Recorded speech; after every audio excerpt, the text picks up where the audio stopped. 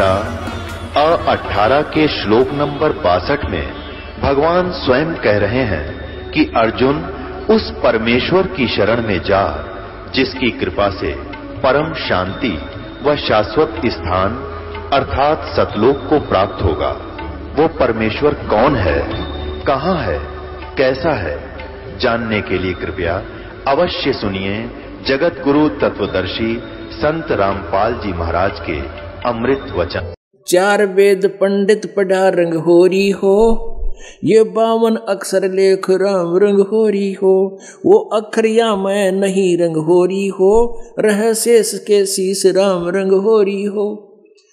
ये मंत्र जो है दूसरा मंत्र, ये तो हम लाए थे, ये तुम्हारे इन किसी सदग्रंथ में आपको नहीं मिलेगा। और ऐसा ही है, यो कागज कलम कलेश है रंग होरी हो, स्याही का नहीं काम राम रंग होरी हो। देही माहे विदेह है रंग होरी हो, बिन ही रसना रटर नाम राम रंग होरी हो। बिन रसना, बिना जीव के, श्वास ओ श्वास से।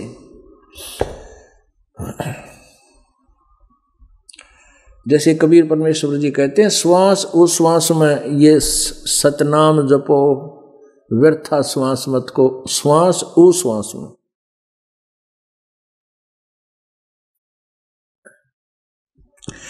तारंग मंत्र लीजिए रंग होरी हो।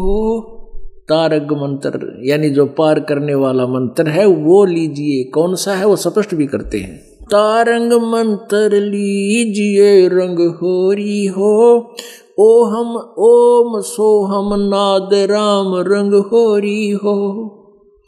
सुकृत नाम उचार है रंग होरी हो, लीला अगम अगाध राम रंग होरी हो। अब इनसे आगे और बता दिया कि सोहम ऊपर और है, सत सुकृत एक नाम, वो सार नाम है। सोहम शब्द हम जग में लाए, सार शब्द हम गुप्त छुपाए। ओम सोहम मध्य है रंग होरी हो, वो सूक्ष्म मंत्र पावे राम रंग होरी हो। अब उसके बाद फिर एक सार नाम है इन दोनों के बाद।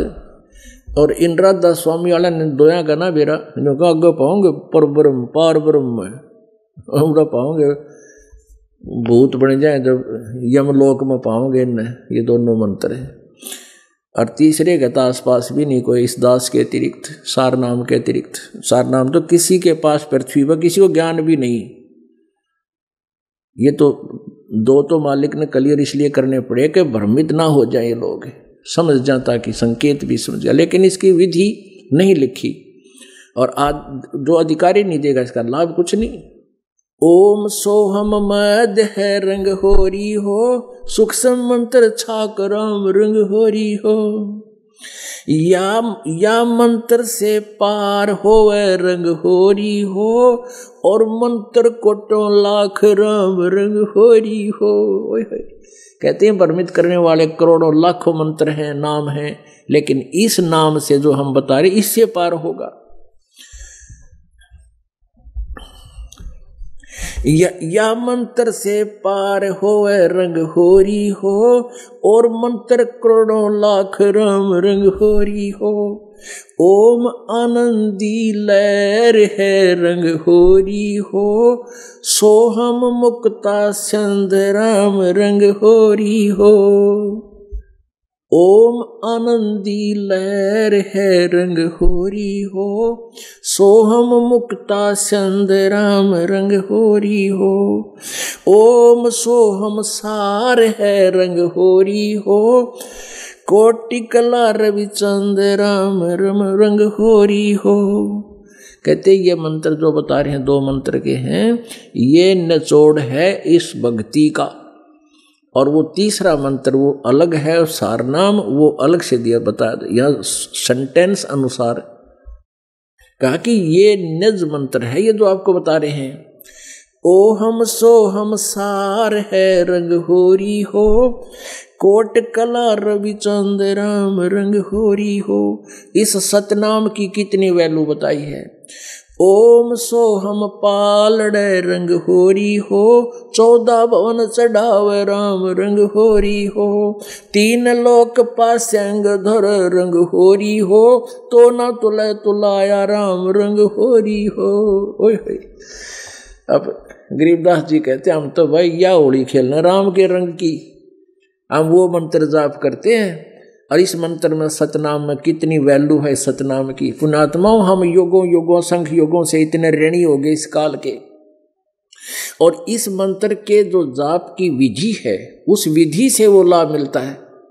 जैसे गोली अलग है, बंदूक अलग है, और गोली को बंदूक में डालकर नहीं चला रहे हैं तो भी व्यर्थ है। अब गोली को हाथ से मारे, बंदूक न डंडे की तरह पीटने लग जाए तो क्या फायदा उसका। उसकी तरीका है चलाने का ताकि वो शत्रु से रक्षा कर सके। तो ये तो समझ लो बंदूक और गोली बता दी, चलानी कैसे है वो ये दास बताओगा इस मंत्र ने, तो कि काल रूपी शत्रु को हम विजयी पा सके। इसके ऊपर क्या बताया है कि यो सतनाम पालड़ा रंगोरी, यो 2 अक्षर का नाम है सतनाम। ये ओहम सोहम एक तराजू के यानी बैलेंस के एक पालड़े में, और इस सतनाम के एक सिमरन की कीमत रख दे।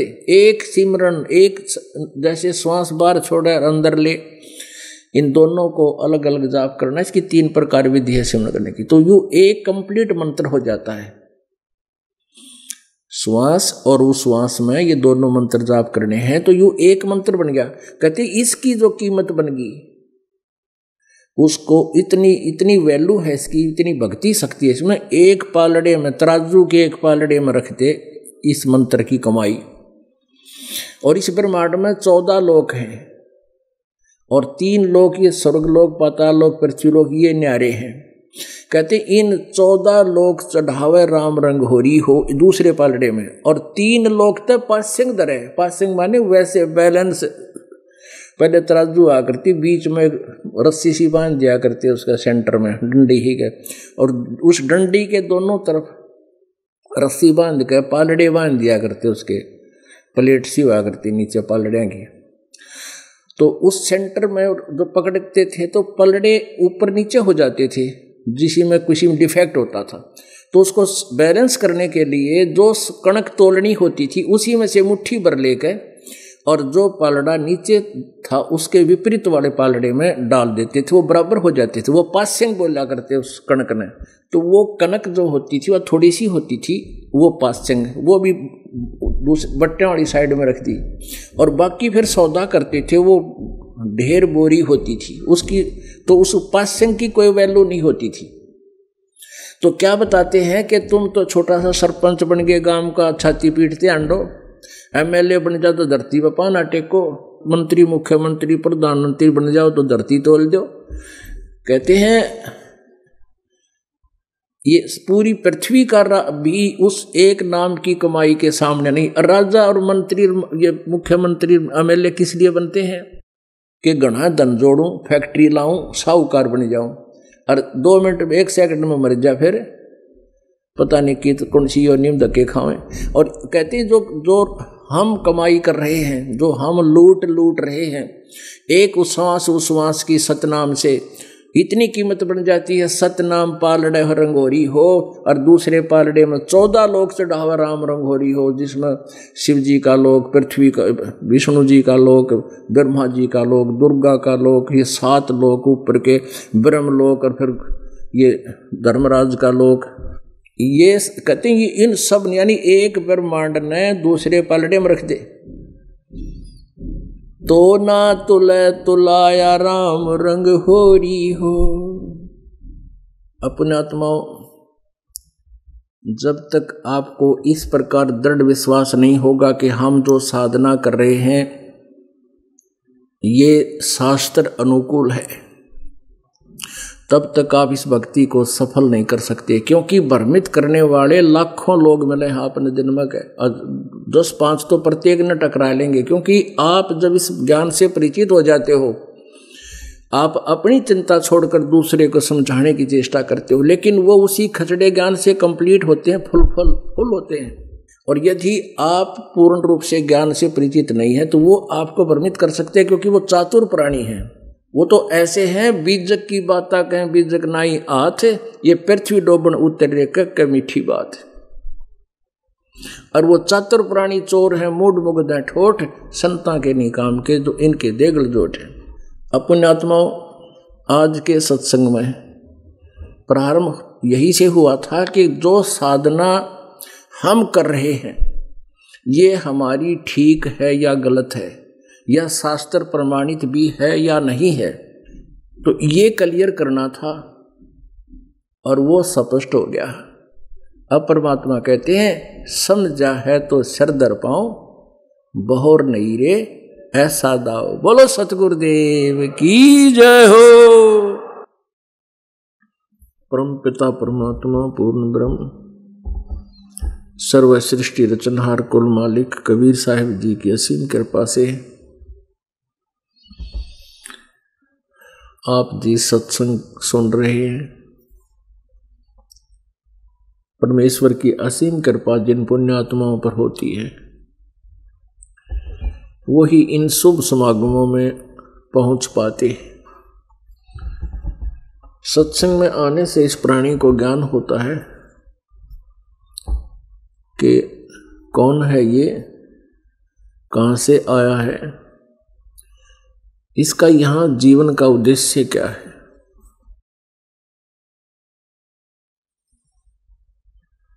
जब तक इस प्राणी को सत्संग नहीं मिलता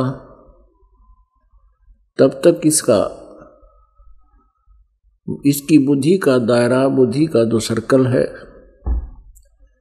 वो अन्य प्राणियों के तुल्य ही होता है। संतानोत्पत्ति, फिर उनकी परवरिश, उन्हीं के अंदर मोह ममता में सारा जीवन समाप्त कर देना। जब इसको सत्संग सुनने को मिलता है तो ये अपने जीवन में एक आवश्यक कार्य और प्रारंभ कर देता है, जो मनुष्य जीवन का मूल उद्देश्य होता है। परमेश्वर कबीर देव जी सतलोक से चलकर आते हैं, उस अमर लोक से चलकर आते हैं, उस तीसरे धाम से चलकर गति करके यहाँ पहुँचते हैं। एज इट इज अपने सशरीर आते हैं और हम काल के जाल में हैं, अज्ञान से ओत प्रोत, और काल को ब्रह्म को ही हम भगवान मानकर अपने मनुष्य जीवन को बर्बाद कर रहे होते हैं, व्यर्थ कर रहे होते हैं। उस समय वो परमात्मा आके हमें याद दिलाते हैं, मानुष जन्म दुर्लभ है, मिले न बारंबार, जैसे तरवर से पत्ता टूट गिरे वो बहोर न लगता डर। मानुष जन्म पाए के नहीं रटे हरि नाम, जैसे कुआं जल बिना बनवाया क्या काम।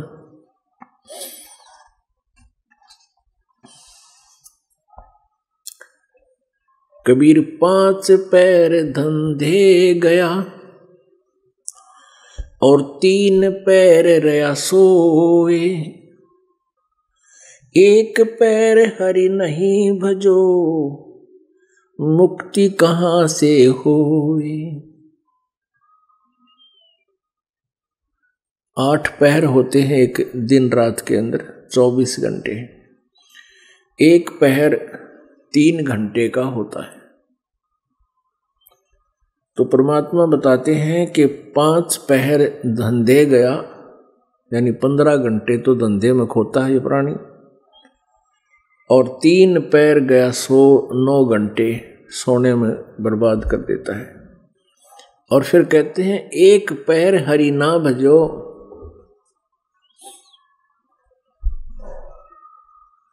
तो तो मुक्ति कहाँ से हो? एक पैर में 3 घंटे। अब 24 घंटे में तो परमात्मा ने हमें 3 घंटे तो कम से कम भगवान की भक्ति करने का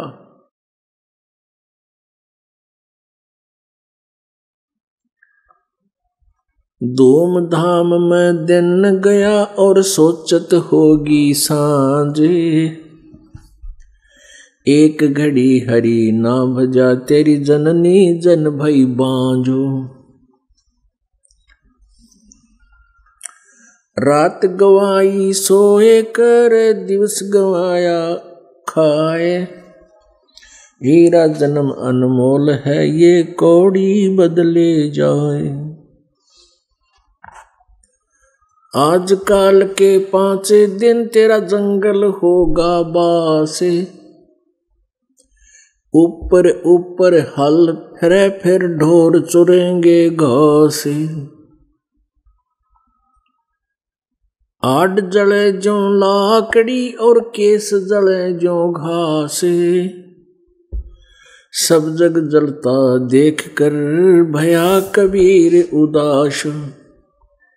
मरोगे मर जाओगे कोई न लेगा नाम, उजड़ जा बसाओगे ये छाड़ बस्ती गाम। कबीर आड़ जले लकड़ी जले ये जले जलावन हारे, ये देखण आले भी जले भाई किस से करूं पुकार। परमात्मा कहते हैं कि जब मृत्यु हो जाती है प्राणी की, शरीर छूट जाता है, देहांत हो जाता है, तो उसको अंतिम संस्कार करते हैं, तो सभा करते हैं, जलाते हैं लकड़ियों में। तो परमात्मा कहते हैं वो आड़ जले उस मुर्दे के और लकड़ी जले, और एक दिन जो जलाने गए थे उनको अंतिम संस्कार करने गए हैं वह भी जलेंगे उड़े उसी में, उसमें वो भी जलेंगे। कबीर साहब कहते हैं हाड़ जले लकड़ी जले और जले जलाने हार, और देखण आले भी जले। अब किस तरह करूं पुकार है, जो इस दुख से हमें बचा दे, जन्म और मृत्यु के दुख से जो ऐसा बचा दे, वो कोई भी ना दिखता। पुण्यात्माओं, परमेश्वर कबीर देव जी ना कर हम निकम्मी आत्माओं पर एक विशेष उपकार किया है कि उन्होंने हमें इस जन्म मृत्यु के रोग की एक औषधि दे दी, और जो उस औषध को खावे, कहते औषध खावे पत्थर है, पथ्य यानी दवाई, परमात्मा की भक्ति करे और मर्यादा में रहे, पथ रहे यानी परहेज रखे, ताकि मुक्ति होए। तो उस परमेश्वर ने हमें हमारे ऊपर एक विशेष कृपा की है कि हमें आकर के समझाया है कि तुम यहाँ के रहने वाले नहीं हो, ये तुम्हें 2 शरीर मिला है, ये तुम्हारे साथ एक धोखा है, तुम्हें मूर्ख बना रखा है। अब पुण्यात्मा, ये हमने कितना अच्छा शरीर दिखा है, सबसे प्रिय शरीर होता है। आदमी रोगी हो जाता है व्यक्ति, तो उसके ट्रीटमेंट के लिए यदि उसने मकान भी बेचना पड़ जा, गाड़ी भी बेचनी पड़ जा, वो भी बेच देता है। ये कितना प्रिय लगता है। और ये है क्या, इसके अंदर देखे जरा सा की तत छुल जा, इसमें देखे सिर्फ ऊपर ऊपर एक कलर कर रखा है, अंदर के इसमें आड़ मांस रक्त और टट्टी पेशाब बलगम थूक, यो सारा कबाड़ इसके अंदर भर के और ऊपर के पेंट कर दिया, चाम लपेट दिया। और जब इसकी मृत्यु हो, शरीर छूट जाता है, इसको फूंक देते हैं, इसका नामो निशान भी नहीं रहता। तो परमात्मा हमें याद दिलाते हैं कि प्रथम तो तू शरीर को अपना मानता है और दूसरे फिर इस संपत्ति और संतान को। तो परमेश्वर कहते हैं काया तेरी है नहीं, ये माया कहां से हो। चरण कमल में ध्यान रखो, इन दोनों न खो। कबीर झूठे सुख को सुख कहे, ये मान रया मन मोद। सकल चबीना काल कहा, कुछ मुख में कुछ गोद। बेटा जाया खुशी हुई, बहुत बजाए थाल। ये तो आना जाना लगा हुआ है, ज्यों कीड़ी का नाल।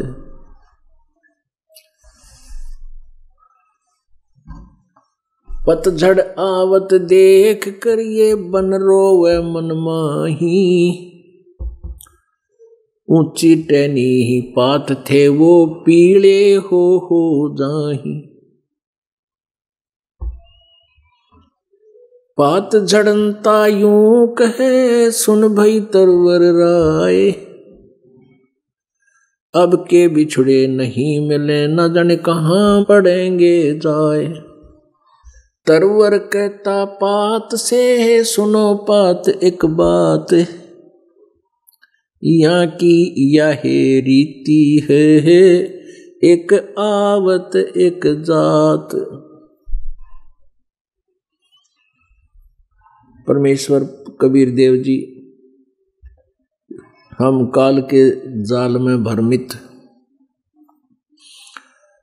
अपनी प्यारी आत्माओं को कितने सरल तरीके से समझाने की चेष्टा कर रहे हैं, क्योंकि वो हमारे पिता हैं, हम उनकी आत्मा हैं और अपने पिता को ही, अपनी माता को ही अपनी संतान की चिंता होती है।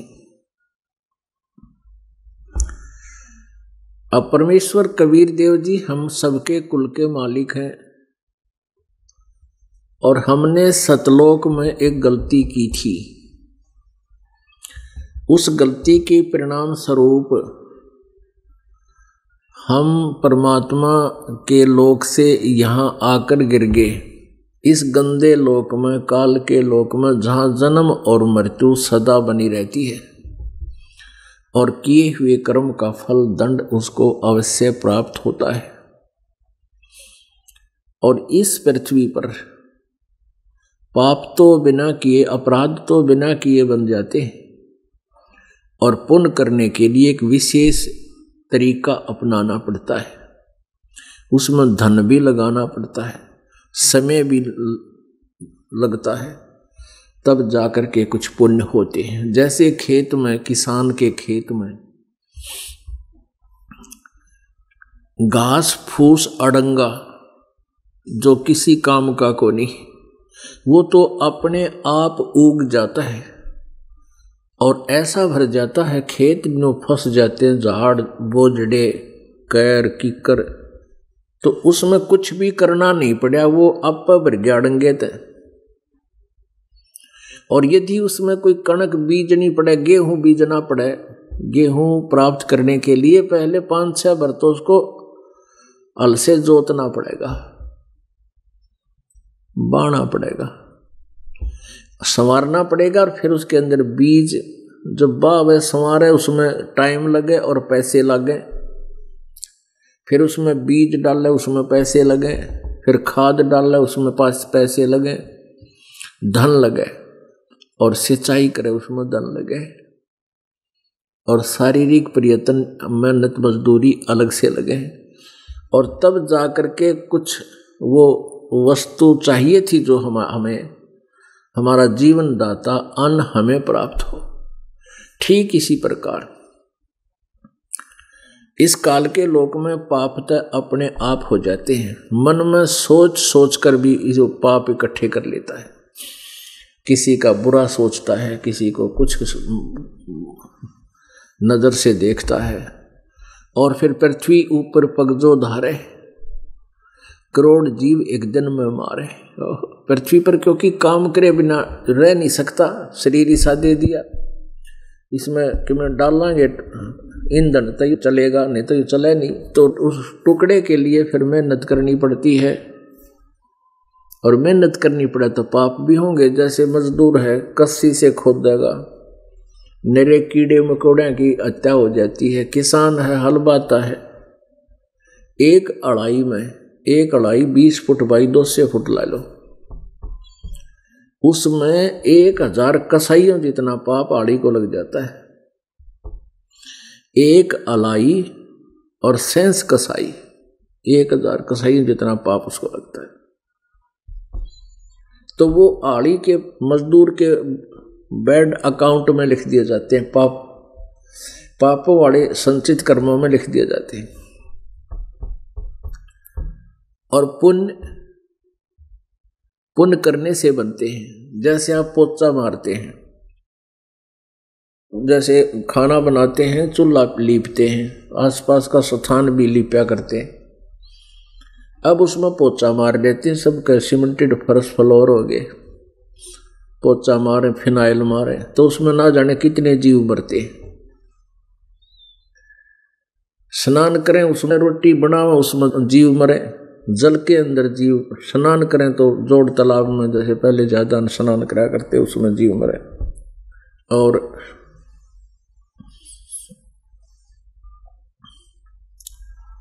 खाना बनाओ उसमें जीव मरे, खाओ उसमें जीव मरे, श्वास लिया उसमें जीव मरे। तो ये पाप तय अपने आप हो रहे हैं,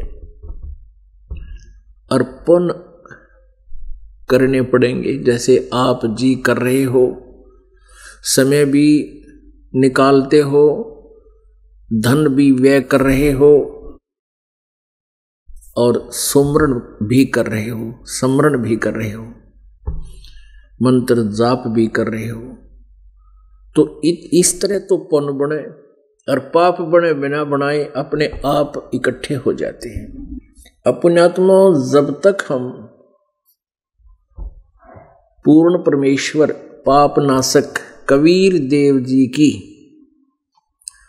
भक्ति साधना परम संपूर्ण संत से लेकर नहीं करते, अन्य जो हम जाप करते हैं, अन्य आन उपासना में जो मंत्र जाप करते हैं या कोई भी करते हैं, साधना करते हैं, उससे पाप नाश नहीं होते। यदि ब्रह्म तक की साधना ओम नाम से भी करते हैं, उससे भी पाप नाश नहीं होते। जैसे कर्म करोगे वैसा ही फल मिलेगा। अर्थात पुण्य अलग से लिखे जाते हैं, पाप अलग से।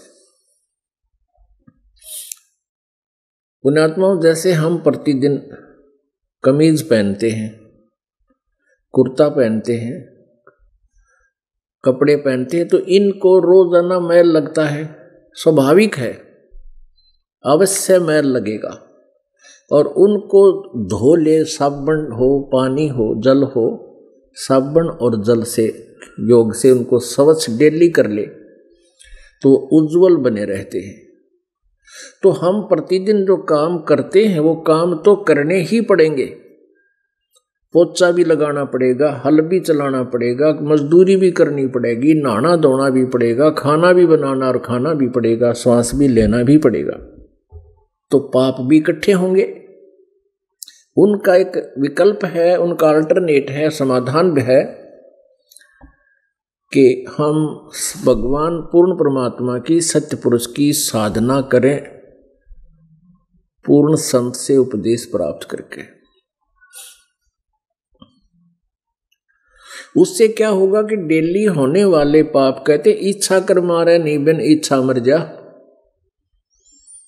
कह कबीर दास का पाप नहीं लगे। अब जैसे हम अपना मजदूरी करने गए हैं तो हमारी इच्छा वहां जीवन सा करनी नहीं है, अपने पेट के लिए गुजारा, अपना रोजी रोटी के लिए करना पड़ेगा। ऐसे किसान हल जो बा रहा है उसका उद्देश्य वहां जीव मारना नहीं होता, लेकिन अपने परिवार पोषण के लिए उसने वो करना ही पड़ेगा। ये कर्तव्य कर्म है।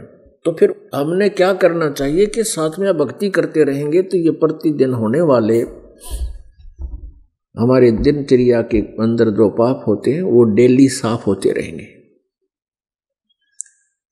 बात रही प्रारब्ध और संचित कर्मों की, उनका विनाश इन्हीं से होगा। तो इस प्रकार हम जो सत साधना करेंगे उस सत साधना से हमें इसका समाधान मिलेगा। तो पुण्यात्मा परमात्मा क्या बताते हैं, भाई पतझड़ आवत देख कर बन रोवे मन माही, ऊंची टहनी पात थे अब पीले हो जाही।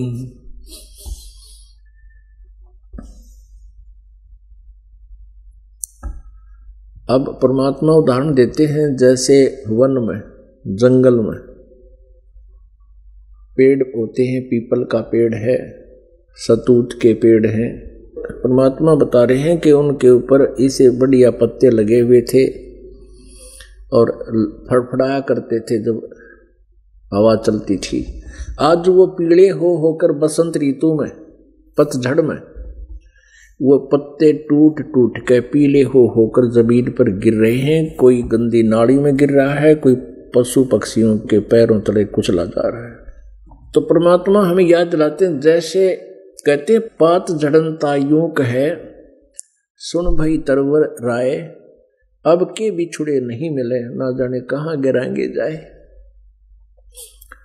जैसे कोई परिवार का सदस्य और उसको ये पता लग जाए कि तेरी मृत्यु निश्चित है,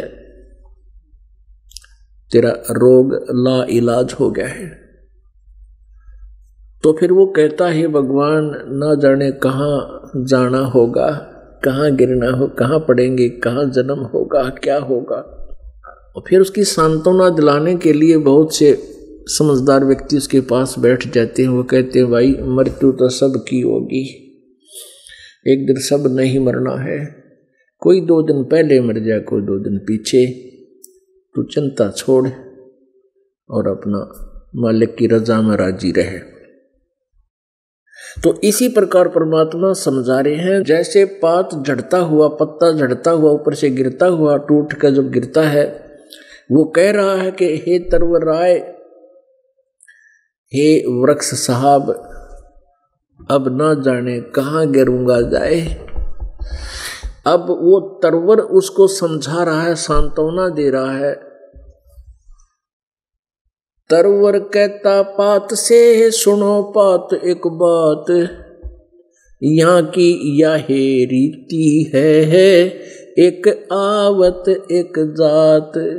ओह, जैसे पतझड़ में पहले वाले पत्ते सभी पीले होकर के वृक्ष से झड़ जाते हैं, नीचे गिर जाते हैं और तुरंत ही कोपल फूट आती है और नए पत्ते हफ्ते 10 दिन 15 दिन महीने में पूरे हो जाते हैं और फिर वो 1 वर्ष वो फड़फड़ कर लेंगे और फिर उनकी वही दशा होगी। अब जैसे दादाजी की टिकट कटन हो रही है और पोते पोती छोटे छोटे और फल फूल रहे हैं, और दादाजी भी कभी ऐसे ही बालक थे जैसे आज पोता पोती हैं, इसी प्रकार उन पोता पोती की भी दशा होगी। तो परमात्मा समझाना चाहते हैं कि तरवर कहता पात से, सुनो पात एक बात, और यहाँ की यह रीति है, एक आवे एक जात। अपनात्मा यहाँ तो जन्म और मृत्यु का एक अटल सिद्धांत है।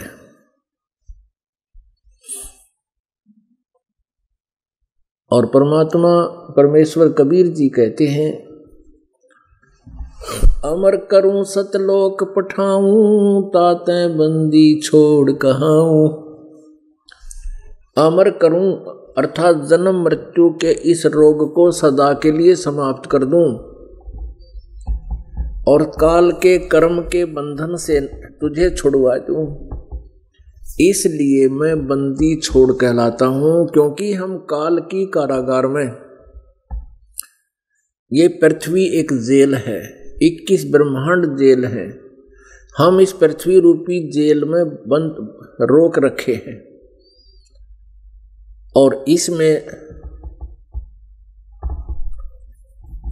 हम कर्मों अनुसार इस काल ने अपना विधान बना के जैसे कर्म करेगा वैसा ही फल मिलेगा, तो कर्म बंधन के अंदर बांध के हमें यहां पर रोक रखा है।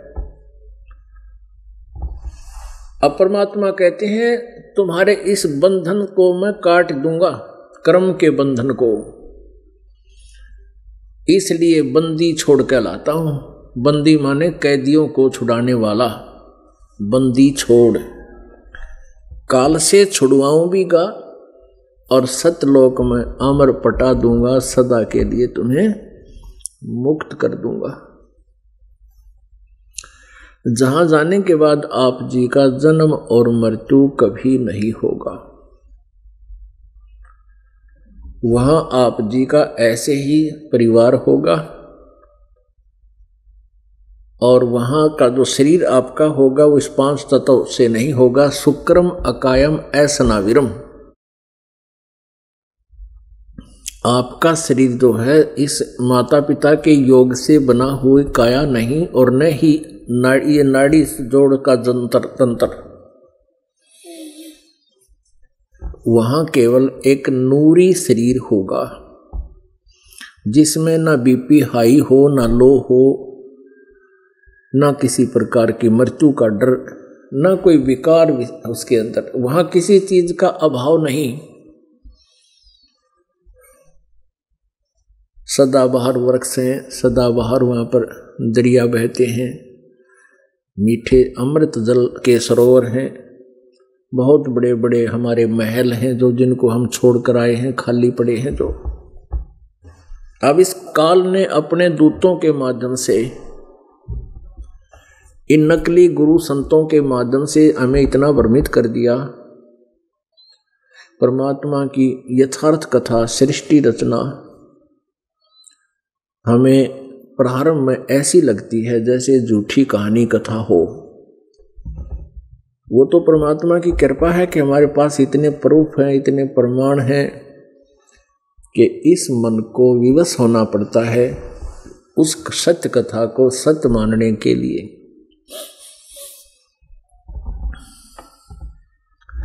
तो पुण्यात्माओं, ये जो कथाएं बताई जाती हैं कि वहाँ सतलोक के अंदर मनुष्य हैं, मानव सदृश शरीर हमारा है, हम भी मनुष्य ऐसे ही हैं, परमात्मा भी हमारे सदृश है, हमरे ही उनिहार है, हमारा सृजनहार। गरीबदास जी बताते हैं कि हमारा सृजनहार हमारी उनिहार है, उनिहार माने हमारे ही स्वरूप जैसा है, लेकिन परमात्मा के शरीर की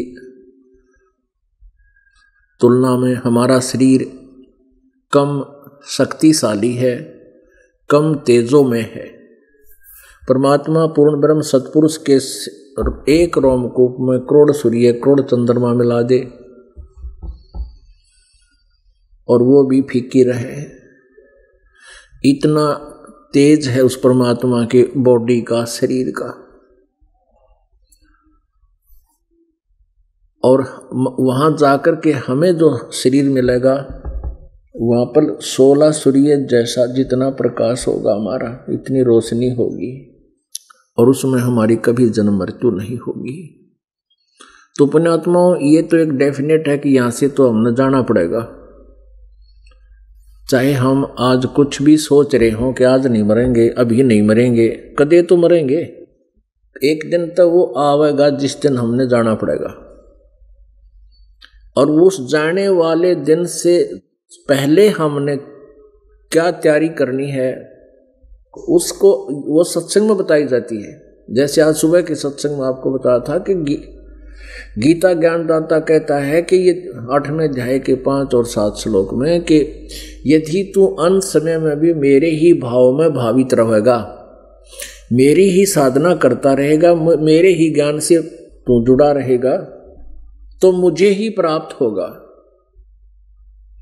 और ये नियम है कि अंत समय में जिसकी जहां आशा होगी वो वहीं जागा। तो परमात्मा हमें फिर बताया कि जो उस सच्चिदानंद घन ब्रह्म परम अक्षर ब्रह्म की साधना करते हैं पर तत्वदर्शी संत से उपदेश प्राप्त करके वो उसके पास चले जाते हैं।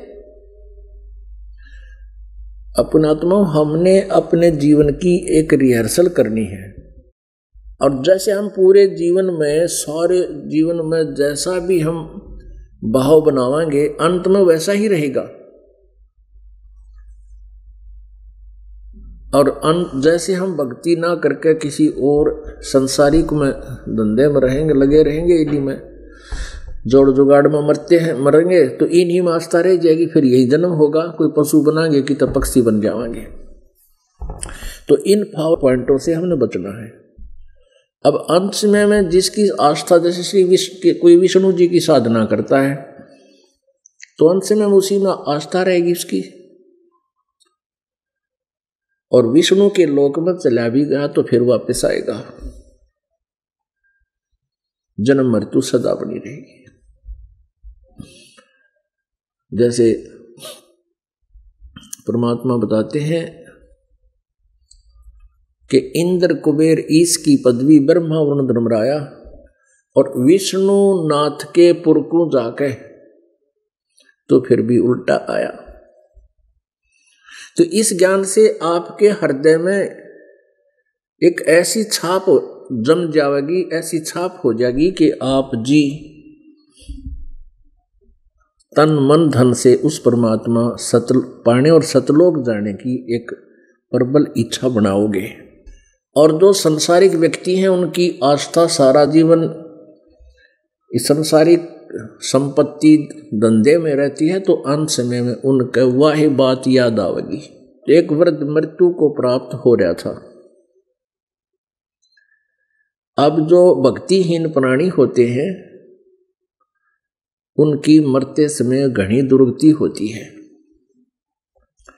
यम के दूत आते हैं और जब उसके श्वास गिनती के रह जाते हैं उससे पहले ही वहां डेरा ला लेते हैं सूक्ष्म रूप में, वो अन्य को नहीं दिखते और उसकी जुबान को पैरालाइसिस कर देते हैं। फिर उसके श्वासों की गिनती करते हैं कितने शेष रह रहे हैं, वह बैठे रहते हैं। उसकी जुबान बंद हो जाती है, फिर वो ऐसी बूंदी बूंदी शकल के उसको दिखाई देते हैं। वो डरता इस शरीर को त्यागता है, वैसे नहीं त्याग सकते इस शरीर को जल्दी से। अपन आत्मा को किराए के मकान में रहता हो ना, और मकान मालिक ने के भाई खाली कर दे इसने, वो उसने खाली कर राजी को ना, उसके अंदर वो ऐसा रम गया, उसको भी बस मन मार के खाली कराया करे। और इस शरीर में हमारा 100 साल 60 70 80 वर्ष इसको ऐसे खाली कर देंगे, इसको तो हम अपना मान रहे, जबकि ये भी किराए का है। जितने समय की पूंजी जमा करा का है उतना ही दिया हुआ इसमें, लेकिन हम बेईमान है, छोड़ना नहीं चाहते, फिर कब्जा करने की नीयत रहती है। तो यम के दूत उसको दिखा के ऐसी भयंकर और उसका सीधे बाले ठोक के फिर डरता भागता छोड़ के इसको, और डरते की टट्टी और पेशाब निकल जाता है। एक तो मृत्यु ऐसे होती है भक्तिहीन प्राणी की। कबीर साहब कहते हैं आए हैं सो जाएंगे। कई कहते हैं क्या तुम भक्ति कर रहे हो तुम नहीं मरोगे, हम भी मरांगे, शरीर हमने भी छोड़ना होगा, लेकिन हम फिर नहीं मरांगे कभी। शरीर हमने भी छोड़ना होगा, लेकिन आम जनता की तरह जो भक्ति नहीं करती उनकी तरह नहीं मरेंगे। आए हैं सो जाएंगे ये राजा रंग फकीर, एक सिंहासन चढ़ चले एक बंधे जात जंजीर। एक तो भक्ति करने वाला प्राणी आदर सत्कार से भगवान उनको विमान में बैठा के ले जाएगा, वो भी मरे। अरे एक यम के दूत जैसे अपराधी को पुलिस बांध के ले जाया करे, हथकड़ी और बेड़ी तय ऐसे जकड़ कर ले जाएंगे। तो इस मरने में कितना अंतर हो गया। तो एक बुढ़ा मृत्यु को प्राप्त हुआ था और यम के दूता ने उसकी जुबान को पैरालाइसिस कर दिया, और वो दिखते हैं कति एंड टाइम पर, पहले नहीं दिखते, पहले गुप्त रूप से कर जाते हैं। एंड मीन जैसे किसी के घंटे 2 घंटे का समय रह रहा हो, 3 घंटे का, 4 घंटे का, उससे पहले आकर उसको जुबान बंद कर देते हैं कि कहीं यो कुछ बता ना दे हमारे बारे में, यम के दूतों के बारे में, तो जुबान पहले बंद कर देते हैं। तो बूढ़ा मरने लग गया तो घरवाले भी आसपास बैठ गए। अब वो वृद्ध कुछ ऐसी क्रिया कर रहा था, बोल नहीं पा रहा था, ऐसी कर रहा था। अब घरवाला ने सोचा पिताजी ने कहीं पर धन दबा रखा है और ये बताना चाहते हैं और बोल नहीं पा रहे। तो उनको पता था कि एक डॉक्टर है, वैद्य है, वो कुछ ऐसी जड़ी रखता है जो वह जड़ी इसकी मुंह में डाल देता है तो ये बोल पड़ता है। उस डॉक्टर के पास गए दौड़ के दूसरे गांव में, उसको लाए घोड़े पे बैठा के। उसने कहा भी 500 रुपये लूंगा। 500 रुपये, पहले 500 रुपये, जैसे भी 500 या 400 200 जैसे ठीक उन्होंने सोचा, वो दे दी उसकी फीस। वो डॉक्टर ने उसके मुख में वह दवाई औषधि डाल दी। औषधि डालते वो बच्चे बोले पिताजी जल्दी बताओ, जल्दी बताओ कहाँ धन दाब रखा है। और बूढ़ा बोला अरे तुम कित मर गए थे, यू देख गाय का बच्चा झाड़ू खा गया, नाश कर दिया 2.5 आने की झाड़ू का। अन्यों कह के बूढ़ा मर गया, वो शरीर छूट गया। अब वो बालक हमारे माथे का हाथ, पिताजी या 2.5 आने की झाड़ू हमने 500 में पड़ गई। 2.5 आने की झाड़ू में 500 रुपये लग गए हमारे। तो अब अंत समय में जिसकी जहां आस था, बुढ़े की खास बीमारी हुई, देखा करे, देख बाल्टी कहाँ रखी है, लोटा यहाँ दरिया करे, देख फलानी चीज हो गया, फलाना यूं हो गया। क्योंकि राम नाम का उसने बेरा को ना और काम का पता नहीं, तो घर क्या गए सर में दर्द रखा कर बूढ़ा। तो इसीलिए पहले क्या बताया करते थे कि भाई 25 साल तक ब्रह्मचारी, 25 से 50 गृहस्थ जीवन और 50 से 75 बूढ़ा घर छोड़ जाए तो बढ़िया रहे। क्योंकि बच्चों ने जो भी मिलना है उनके संस्कार मिलेंगे, और चाहे पिताजी कितनी कोशिश कर ले उनको किस्मत से अधिक नहीं मिल सकता जब तक वो परमेश्वर कबीर जी की शरण में नहीं आएंगे। और परमात्मा के विधान से हम परिचित ना होकर के एक दूसरे के सिर में दर्द बने रहे। और सत्संग में आने से फिर यह बात समझ में आती है, यदि ये सत्संग समझ में आ जाए फिर घर न रहो चाहे बाहर रहो, फिर कोई दिक्कत नहीं आएगी। बड़े बुजुर्ग का थोड़ा फर्ज तो बनता है बच्चों को अच्छी राय दे, अपना अनुभव बतावे, मानना या ना मानना उनको कंपेल नहीं करे। वो कंपेल करे ना जब लड़ाई बढ़े है तो उनको कह दे भाई ऐसा कर लो बेटा, ऐसा कर लो।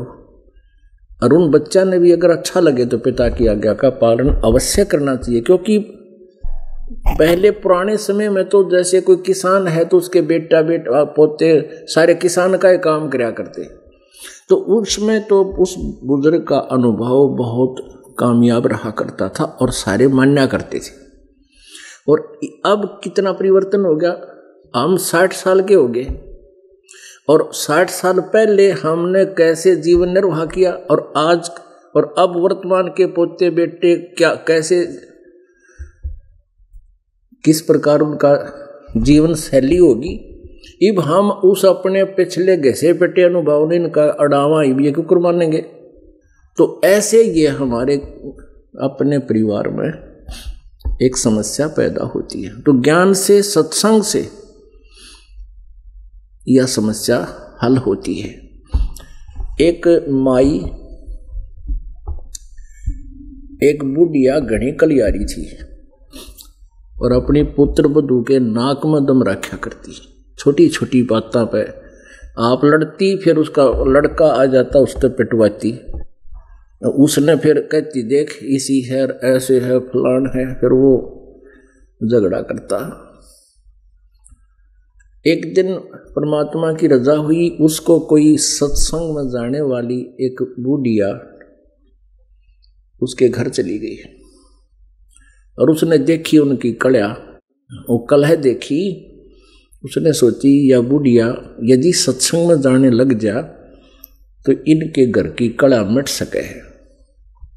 तो उसने उस बुढ़िया से कहा कि बहन ऐसे ऐसे गुरुजी वहाँ सत्संग करते हैं, वहाँ चला करो। आप तो वृद्धावस्था भी होगी, क्योंकि पहले एक फार्मूला बना रखा था, नो क्या करते भक्ति तो बुढ़ापे में कराएंगे, बुढ़ापे में तो जिए जाने का जिसी भक्ति करोगे, कदे दांत काम करे नहीं, आँख काम करे नहीं, कदे दांत दर्द करेंगे कढ़वाने की तो फिर नए चढ़वाने, आँख बनवानी, गोडे दुखें, सिर में दर्द, चक्कर आवे हैं, सारी शरीर कमजोर हो जा, 100 बीमारियां घर कर जाती हैं, खांसी खर्रा 100 प्रकार की बीमारी हो जाती।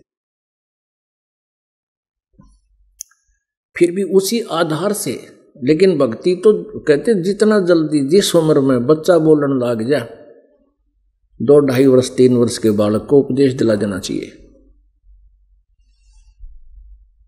अब ये फार्मूला है परमात्मा। ध्रुव ने 5 वर्ष की आयु में नाम ले लिया था, प्रहलाद ने 10 वर्ष की आयु में ही उपदेश ले लिया था,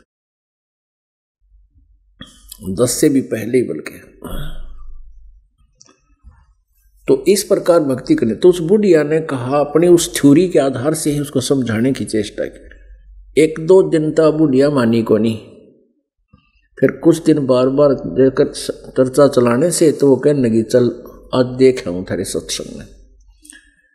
अब ये सत्संग के बिना ही प्राणी अपने उसी कुएं का मेंढक बना रहता है, घर से खेत में, घर से अपनी दुकान पर, फिर घर से कोई काम करता है मजदूरी उसमें, या अपनी नौकरी पर जाता है, फिर आता है, सारा दिन उसको लू में जुड़ा रहे और उसी को फाइनल मान रहा होता है।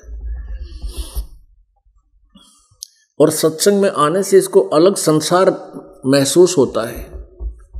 तो बुढ़िया चली गई, वहाँ सत्संग सुना, फिर तो वह तकरीबन जान लगी, और पुण्यात्मा होती है उनका जल्दी असर हो जाता है, और ढीठ होती हैं वो तो बैठी रहेंगी और करना वो यार बोलना नहीं, सत्संग भी सुन जाएंगी। कहते हैं 1 वर्ष करे संगत संतों की, पत्थर का जल में के बीजे, चंदन बन में रंग ला दे पर बांस बिटम भी ना सींचे।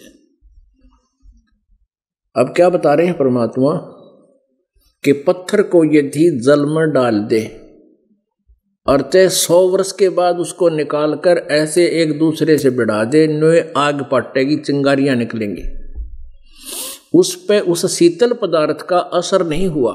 जल ने पत्थर को शांत करना चाहिए था, पर पत्थर पर कोई प्रभाव पड़ा नहीं जल का। और इसी प्रकार कहते एक पेड़, चंदन का पेड़ आसपास के नीम के पेड़ को भी चंदन जैसे गंध युक्त बना देता है, लेकिन बांस, बंबू, बांस के ऊपर चंदन की महक काम नहीं करती। तो परमात्मा क्या बताते हैं, सत्संग के अंदर जो पत्थर जैसे प्राणी हैं उनका असर नहीं हुआ करता, जो बांस जैसे प्राणी हैं उनका इन बातों का प्रभाव नहीं होता सत्संग के वचनों का।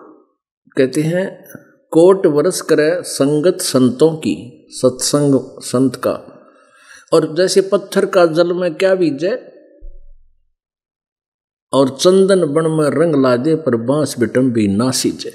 चंदन बन में रंग लगा देता है, आसपास के सभी पेड़ों को अपने अपने जैसी महक युक्त बना देता है, लेकिन बांस बिटम्बी, वो बांस जो है डोंगी बिटम्बी, वो नहीं, उसका असर नहीं हो। तो ऐसे जो पुण्यात्मा होती हैं उनका तो तुरंत असर होता है, चाहे बुढ़ापे में ज्ञान समझ में आ जाओ, चाहे बालकपन में।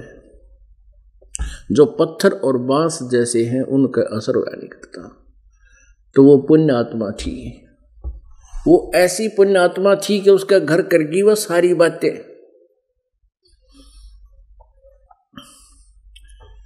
एक दिन उसकी पुत्र वधू ने भैंस का दूध निकाला, 5-6 किलो दूध था,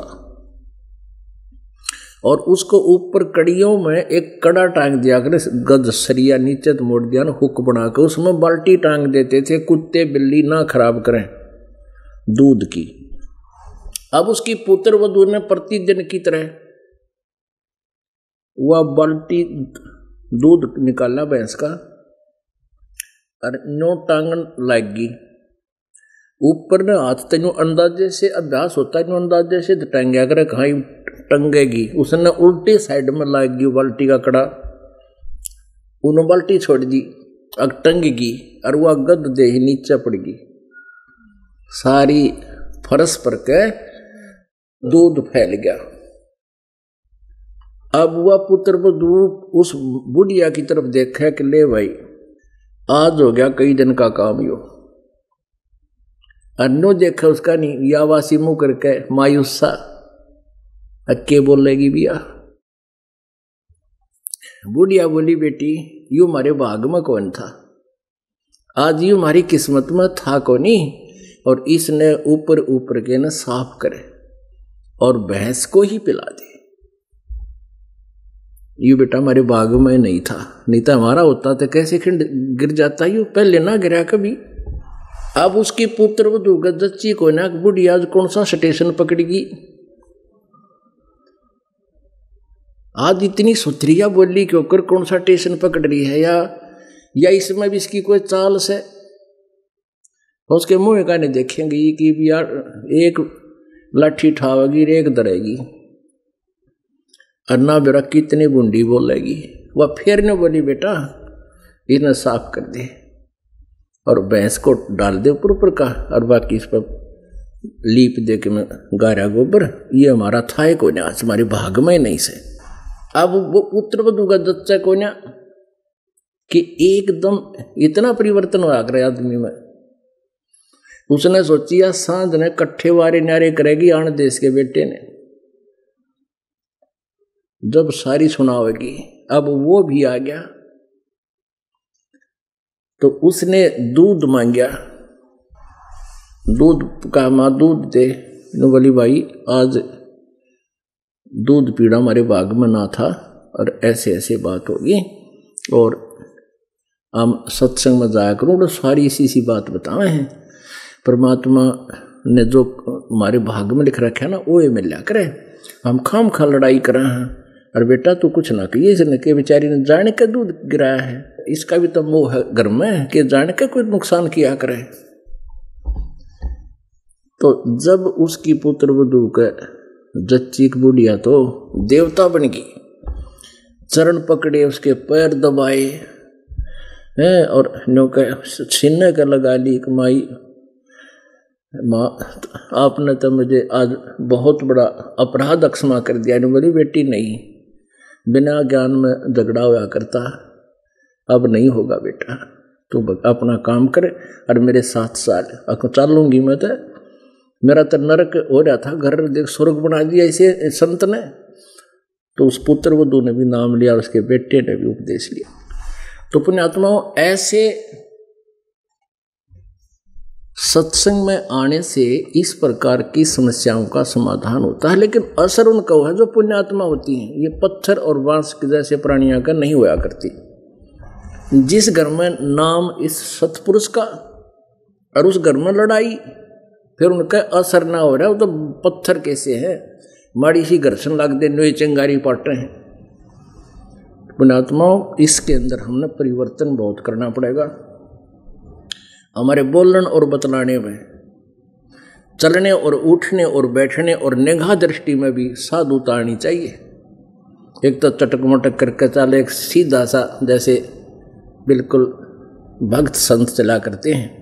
उठने और बैठने में भी कहीं बकवाद नजर नहीं आवे, देखने में भी कोई ऐसी त्रुटि संत की दृष्टि में नहीं होनी चाहिए, भगत की में।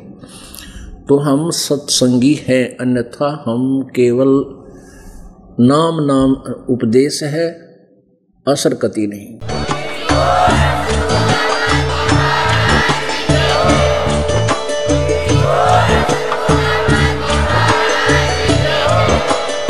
आप सुन रहे थे जगत गुरु तत्वदर्शी संत रामपाल जी महाराज जी के मंगल प्रवचन। अधिक जानकारी के लिए विजिट कीजिए हमारी वेबसाइट www.jagatgururampalji.org। संत रामपाल जी महाराज जी के शुभ आशीर्वाद से पूरे विश्व भर में 500 से भी ज्यादा नाम दीक्षा केंद्र हैं, जिन पर संत रामपाल जी महाराज जी द्वारा ऑनलाइन निशुल्क नाम दीक्षा दी जा रही है। अपने नजदीकी नाम दीक्षा केंद्र का पता करने के लिए संपर्क करें 8222880541।